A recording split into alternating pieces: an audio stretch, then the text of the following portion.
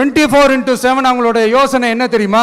இந்த விஜயை எப்படி முடக்கலாம், தமிழக வெற்றி கழகத்தை எப்படியெல்லாம் முடக்கலாம், அப்படிதான் அவங்களுடைய சிந்தனையே. 24x7 எத்தனையோ வருஷத்துக்கு முன்னாடி நம்ம காளிங்கராயர் நதிகளின் இணைப்புக்கு முன்னோடியா இருந்தார். பவானி ஆத்தலவர் அதிகமான தண்ணி அணை கட்டி தேக்கி தண்ணீர் வறட்சியான பகுதிகளுக்கு அனுப்பினார்.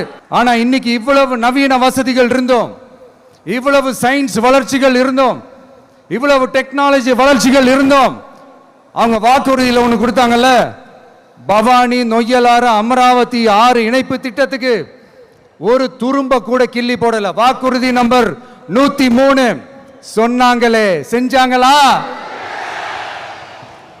சரி, இதாவது ஒரு பெரிய ப்ராஜெக்ட் வைங்க.